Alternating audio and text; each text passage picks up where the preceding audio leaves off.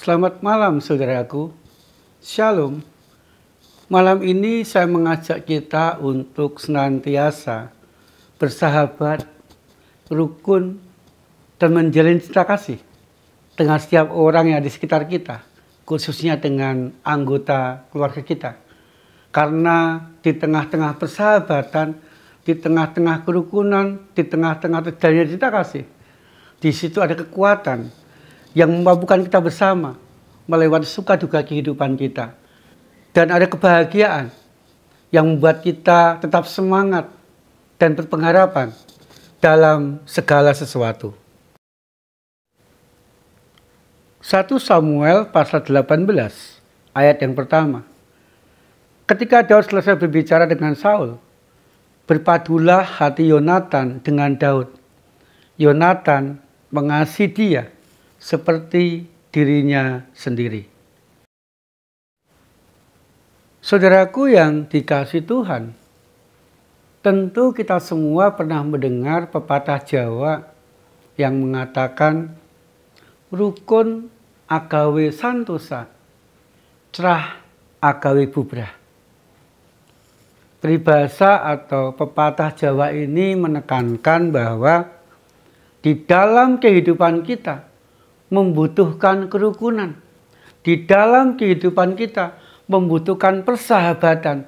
Di dalam kehidupan kita membutuhkan terwujudnya cinta kasih dalam diri kita kepada orang-orang sekitar kita, khususnya kepada anggota keluarga kita masing-masing. Mengapa saudaraku kerukunan, persahabatan, cinta kasih itu dengan orang-orang sekitar kita sangat kita butuhkan? Karena di saat kita rukun, di saat kita bersahabat dengan orang-orang sekitar kita, di saat kita mampu mewujudkan cinta kasih dengan orang-orang sekitar kita, maka kita akan mengalami atau mendapatkan kekuatan di sana. Sebuah persoalan, sebuah penderitaan, sebuah kesulitan ketika dihadapi, ketika diselesaikan bersama-sama, maka akan menjadi lebih ringan dan mampu kita selesaikan dengan baik. Kekuatan dalam kebersamaan akan sungguh-sungguh memampukan kita melewati bahagia derita kehidupan kita dengan baik. Sama seperti yang dialami oleh Yonatan dan Daud. Mereka merupakan dua orang anak muda yang mempunyai status sosial yang sangat berbeda. Yonatan pada waktu itu merupakan anak seorang raja, anak Raja Saul, yang mempunyai kekuasaan, yang menjadi orang nomor 1 di Israel. Punya pangkat, punya segala-galanya.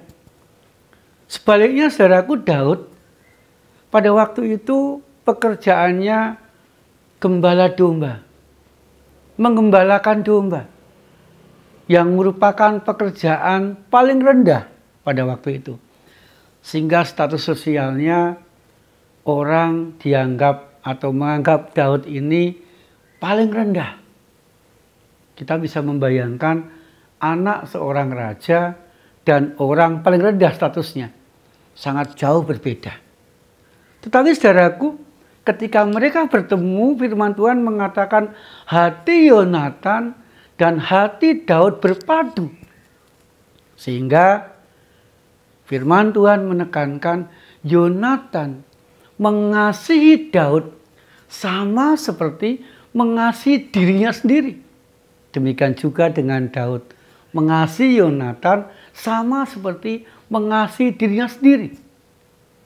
Sehingga cinta kasih yang seperti itu membuahkan persahabatan di tengah-tengah kehidupan mereka, membuahkan kerukunan di tengah-tengah kehidupan mereka.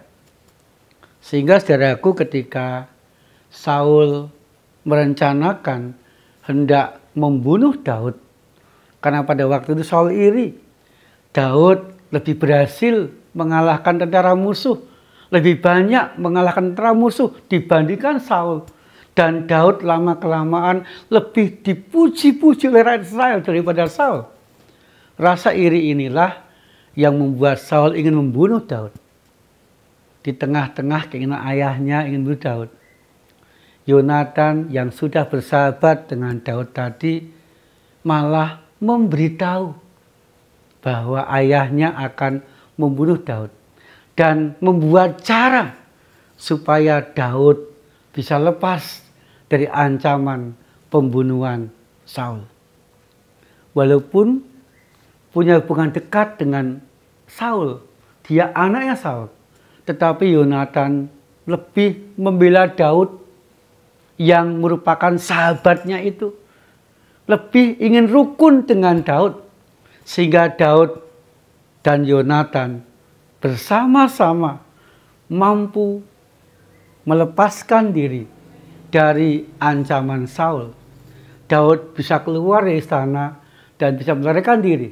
Saul tidak jadi membunuh Daud.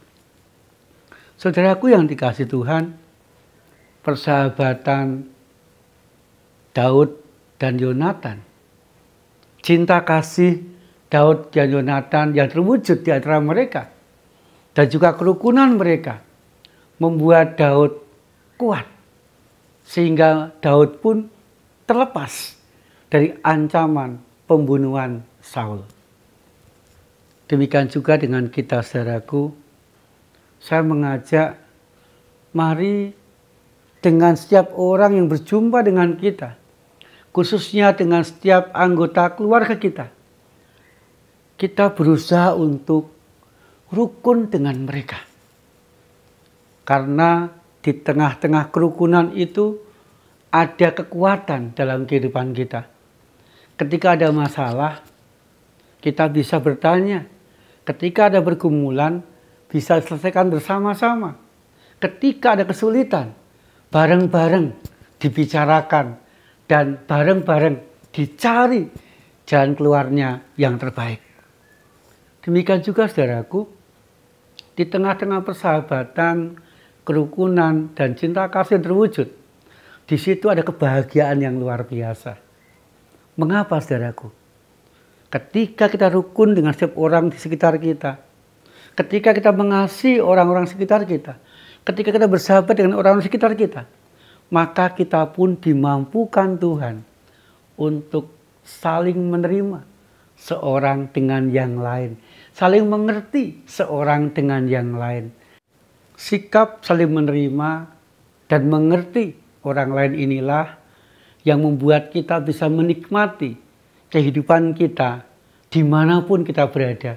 Khususnya, saudaraku, ketika kita bisa menerima setiap anggota keluarga kita dan mengerti keadaan mereka, kita pun akan bisa menikmati kehidupan keluarga kita dengan bahagia.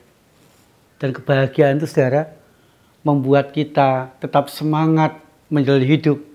Kebahagiaan itu, saudara, membuat kita tetap menjalani kehidupan kita dengan penuh harapan. Kebahagiaan itu, saudara, membuat kita mampu menyelesaikan, menghadapi suka duka kehidupan kita dengan lebih ringan. Sehingga, saudaraku, saya mengajak, mari kita mewujudkan kerukunan, mewujudkan persaudaraan dan persahabatan, mewujudkan cinta kasih dimanapun kita berada, khususnya di tengah-tengah keluarga kita, agar kita kuat dan bahagia. Amin. Tuhan, mampukan kami untuk mewujudkan firman-Mu yang kami renungkan malam hari ini.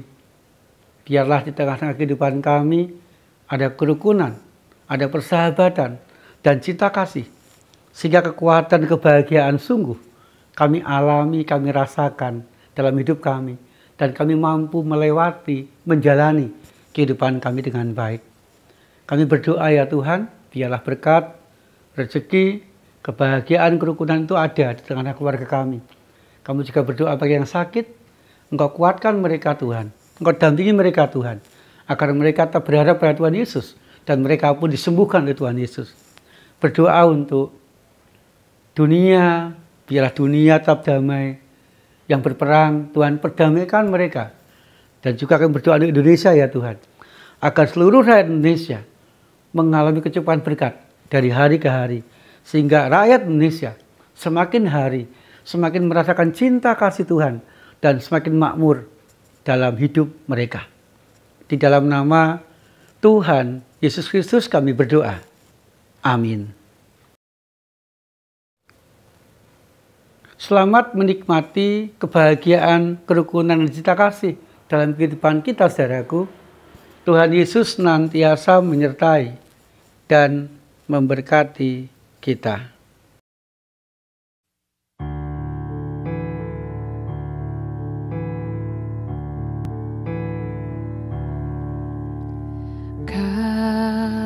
Kasih pasti lemah lembut,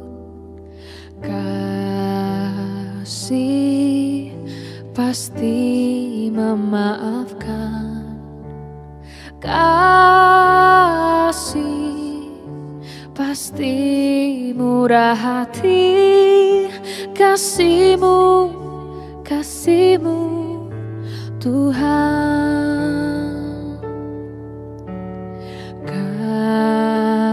Kasih pasti lemah lembut,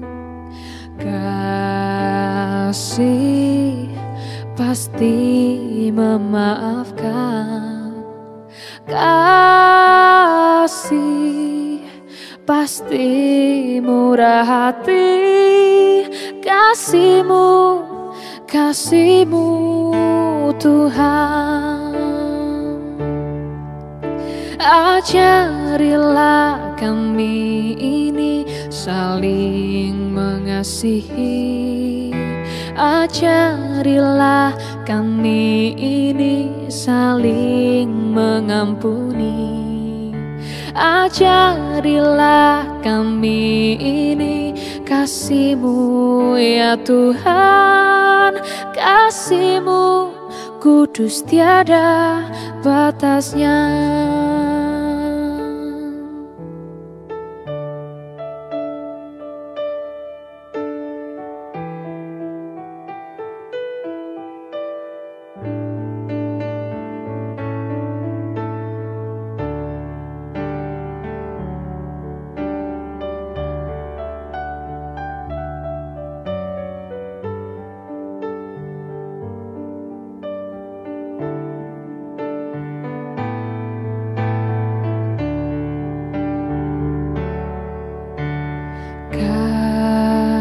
Kasih pasti lemah lembut, kasih pasti memaafkan, kasih pasti murah hati, kasih-Mu, kasih-Mu Tuhan.